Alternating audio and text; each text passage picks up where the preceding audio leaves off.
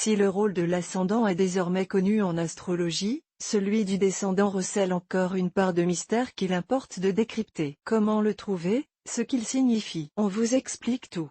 Sommaire définition calculer son descendant. Différence entre descendant et ascendant. Influence en astrologie, le descendant fait bien souvent figure d'énigme. Contrairement à l'ascendant, il renvoie à une partie de nous plus secrète et plus souvent occultée. Comment définir le descendant? À partir de quelles données est-il possible de le calculer? Et surtout, quelle influence exerce-t-il sur notre signe astro? Notre astrologue décrypte pour vous cette notion aux contours parfois flous et vous aide à vous emparer du sujet pour mieux comprendre le rôle de votre descendant et vous aider à l'apprivoiser. Qu'est-ce que le descendant astrologique? Moins connu mais non moins essentiel que l'ascendant, le descendant est relié à la maison 7. Attaché à la balance, la maison 7 renvoie au rapport que nous entretenons avec les autres. Elle embrasse toutes les relations sociales et se rapporte donc aussi bien aux relations amoureuses qu'aux relations amicales ou professionnelles. Comment calculer le descendant de son signe astro? Pour calculer votre signe descendant, rien de plus simple. Il vous suffit de connaître votre signe ascendant et de chercher son signe opposé. Afin que vous puissiez vous y repérer, sachez que les opposés sont les suivants: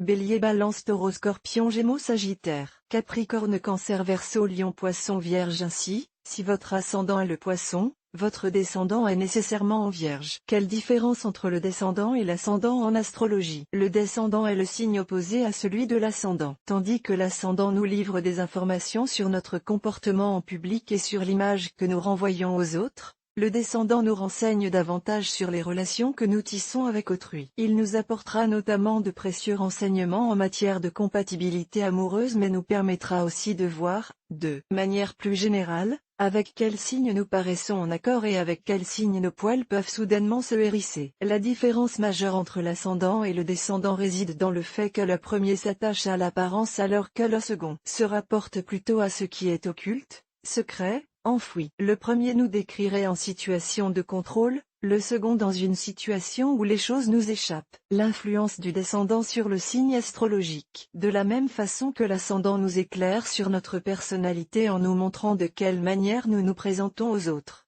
la connaissance de notre descendant nous permettra de mieux comprendre les liens que nous entretenons avec les autres. Par exemple, un Sagittaire ascendant Taureau et descendant Scorpion pourra renvoyer l'image d'un être stable, persévérant et de confiance. Le feu du Sagittaire qui brûle en lui fera de lui un être sympathique et dynamique. Mais le descendant en Scorpion nous livre un indice essentiel sur les relations qu'il entretient avec sa moitié. À la fois exclusif et d'une méfiance absolue, le descendant Scorpion apporte une autre couleur à un signe de feu ascendant Terre. L'élément eau fait irruption dans le décor et nous découvrons une nouvelle facette de la personnalité du Sagittaire ascendant Taureau. Inquiet, possessif, attiré par l'étrangeté, le descendant Scorpion nuance singulièrement la personnalité solaire du Sagittaire. En astrologie, il n'est pas rare de considérer le descendant comme la partie d'ombre qui est en nous. Les aspects inhérents à la personnalité de notre signe descendant seraient en partie ceux que nous refoulons. Par exemple, un Lion ascendant Capricorne et descendant Cancer pourrait vivre dans la négation de certains défauts propres au Cancer.